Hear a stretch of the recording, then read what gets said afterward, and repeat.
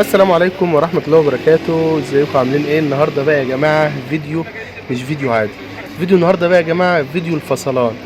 فيديو اي حد هيتفرج عليه هيبقى نفسه يخوض التجربة دي. النهارده بقى زي ما انتم شايفين كده طالعين اجازه 4 ايام. رايحين نصيف في الغردقه، فقلنا ناخدكم معانا خطوه بخطوه وهنوريكم الفندق ونوريكم الشركه اللي كنا طالعين معاها وكل الحاجات دي كلها عشان حد حابب يخوض التجربه. وهنا سولا كان بيعمل لكم باي باي. احنا كنا رايحين مع شركه نيو سيدني للسياحه موجوده في طنطا. طبعا رايحين فندق هواي لو جاردن. زي ما انتم شايفين كده. هوالو ده شكل جاردن ده الفندق من بره. في حي الأحياء يا جماعة، لو حد بيسأل منطقه بيه الاحياء. منطقة الأحياء. زي ما انتم شايفين كده، ده شكل الفندق تحفة قوي من بره ومن جوه وكل حاجة. هو طبعا مش واو، يعني في شوية عيوب كده هنتكلم فيها جوه الفندق. النهارده هاخدكم معايا خطوة بخطوة في الفندق، هوريكم كل حاجة، الفيو بتاع الغرف، البحر، الأكوا، الأكل، الشرب، القعدة، كل الحاجات دي كلها هنشوفها مع بعض.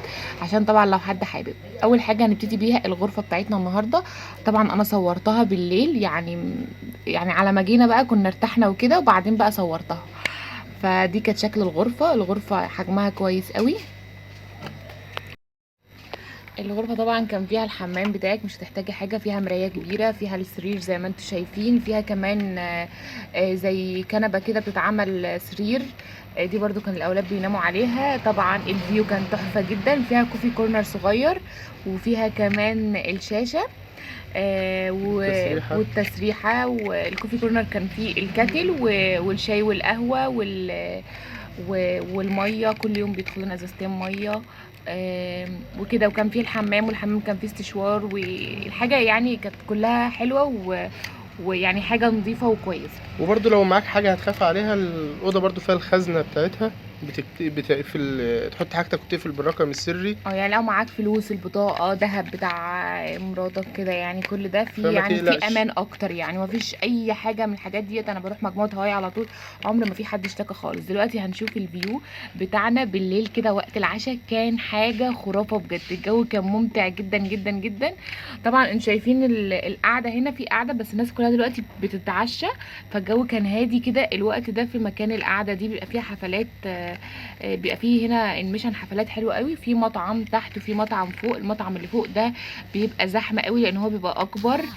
طبعا بيشووا كلهم بره الكفته على الفراخ على الفحم، وبيعملوا اكل حلو جدا برضو موجود. بيعملوا اصناف كتير جدا جدا جدا، بس مش كل الاصناف بصراحه. يعني التست بتاعها مش بيبقى قوي. يعني في حاجات حلوه وفي حاجات بصراحة يعني كانت قليلة شوية في جودة الأكل. يعني مش الأكل مش أحسن حاجة هناك. ليه؟ طبعا عشان الجو يبقى زحمة وكده. وطبعا هنا كان أحمد وصاصة. نزلنا بقى اتغدينا وقلنا بقى نجرب البسين بقى الجميل ده. طبعا أحمد كان هنا بياخد غطس. أصلا الحمام بساحة ده كان عمقه تقريبا متر 80 سنتي. متر و80. مش أي اه، حد ده بينزله. كان وكل حمام سباحة بيبقى مكتوب عليه العمق بتاعه قد إيه. ده كان أعمق واحد. كمان بيبقى فيه شخص واقف واخد باله او اتنين على كل حمام سباحة، عشان لو في طفل ولا حاجة نزل او وقع او حد بيغرق او كده، الدنيا بتبقى تمام قوي، متأمنة عليكم من كل الاتجاهات. مش معنى كده ان هو ده حمام واحد، لا ده في حمامات كتير، في الحمام كتير، اكتر من للاطفال. 15 حمام اه، سباحة موجود في هواي لو جاردن، بمقاسات مختلفة، بأعمار مختلفة كمان. هنا بقى الجو التحفة ده كنا بنفطر. الفيو بتاعنا طبعا واحنا بنفطر كان حاجة جامدة جدا جدا جدا جدا فوق ما تتخيلوا. احنا بقى اليوم ده كنا حابين ان احنا نفطر فيه حاجة خفيفة، لان الاكل كتير، مفيش وقت انك اصلا انك تجوعي. تجوعي. اه، يعني الفطار بيبقى من 7 ل10، عندك من 12 او من 11 ل 12 في كده على البسينات بيبقى فيه عاملين تورت وفاكهة كتير، ده سناكس. بيبقى الغدا من 1 ل3. غدا كلته مشويات زي العشاء بالظبط، مشويات وفراخ ولحوم ومكرونات ورز بانواع وكده. والمشروبات برضو طول اليوم، مش هيجي عليك السخن وقت انك وبارد. انت تجوع يعني. يعني بصوا احنا معاكم في الغدا اهو. كمان بعد الغدا من 3 من 3 او ل من 5 3 ل5 سناكس ووجبات السناكس. خفيفة. وجبات خفيفه بتبقى عباره عن سندوتشات برجر، سوسيس، بطاطس. بيبقى برضو في فاكهه الموجوده. بيبقى فيه برضو حلويات. يعني بصوا مش هتلحقي انك اصلا تجوعي. فعلا. هي متعة العشاء بصراحة. بقى بيبقى تقريبا من كام، من 7 من ل10. 7 ل10. من 7 ل10 العشاء مفتوح معاكي بقى برضو مشاوي وبص زيطة، يعني كل حاجة. وفي بقى بوفيه مفتوح مشروبات من الساعة 7 الصبح لحد 12 بالليل أو لحد الساعة 2 بالليل. مشروبات على طول شغالة سخن وبارد.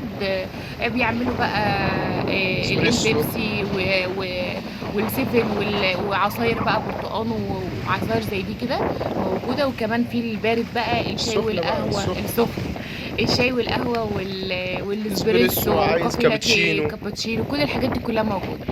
طبعا بقى حبيت اخد لكم جولة كده سريعة كمان على الشط بتاعه، تحفة جدا جدا جدا. هو الشط مقسوم لجزئين، جزء صخري وجزء رملي. بس انصحك لو انت هتروحي في اي مجموعة من مجموعات هاواي، عن تجربة انا رحتهم كلهم، لازم تاخدي معاكي شوز للبحر.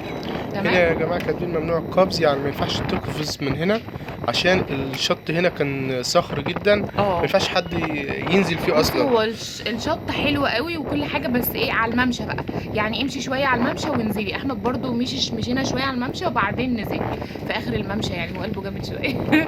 وبصراحة وقت الغروب ده بيبقى وقت جامد جدا في فوق ما تتخيلوا. تحفه. شوية هوا بقى يعني ايه بالدنيا واللي فيها، شوية هوا كده مع البحر، مع صوت البحر، تلاقي نفسك مش عايز حاجة تاني. عايش ده الممشى بقى هو زي ما انتم شايفين. احمد مشي في الاخر هناك كده وبعدين نزل بقى، فمش عارفه تقريبا ما كانش خايف من القرش.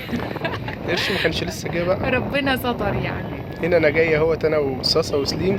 صاصه وسليم طبعا كانوا عايزين ينزلوا وخايفين ونزلوا اوريدي اصلا، بس ما خدتش اللقطه دي عشان كنت خايفه ده كده في يوم تاني بقى، ده كان يوم تاني بقى خالص. وهو نزل بقى ده في اخر الممشى يا جماعه، مش بيبقى ليك طول.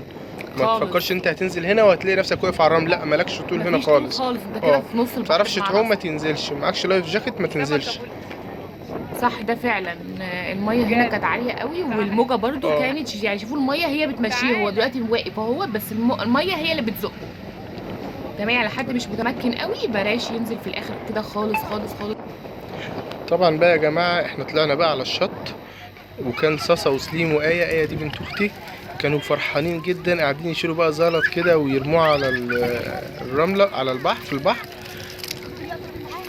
وطبعا يا جماعه في مراجيح زي ما حضراتكم شايفين كده على الشط من بره للاطفال، حاجه كده بصراحه متعه قوي. جانا بقى كانت قاعده تلاعب صاصه وسليم وايه، وكانت فرحانه قوي ومبسوطه، عماله تشيل الصدف من الميه وترميه في الميه، كانت مبسوطه يعني. وبصراحه اي حد يبقى موجود معانا في الرحله بيبقى مبسوط جدا. صاصه وسليم بقى كانوا مع المرجحه بصوا مزقططين خالص خالص خالص خالص فرحانين، ويعني مبسوطين جدا جدا. مش صاصه وسليم بس، يعني كلنا حتى الكبير والصغير كان بيبقى مبسوط.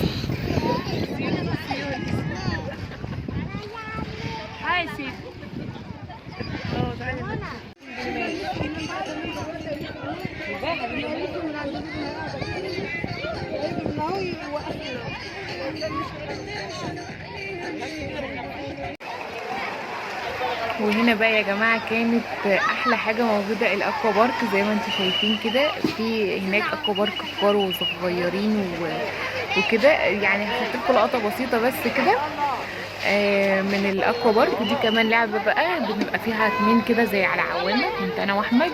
هي صعبه على فكره، دي كانت تقريبا في الدور السادس. ممتعه جدا حاجه بصراحه من الحاجات الممتعه، يعني اي حد يروح المكان ده يجرب اللعبه دي. وهنا بقى طبعا يونس واحمد كانوا مزقططين، وكان احمد بيحاول يعلم يونس العوم وكان عمال يعمل برجله خالص.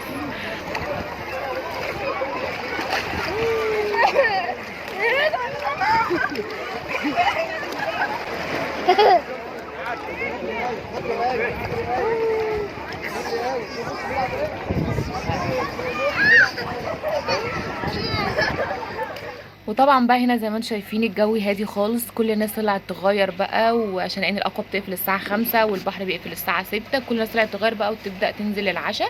وده كان الجو تحفه قوي قوي قوي. لو حد حابب ياخد التجربه في مجموعه هوايلو جاردن حلوه جدا. اشوفكم الفيديو الجاي على خير، باي باي.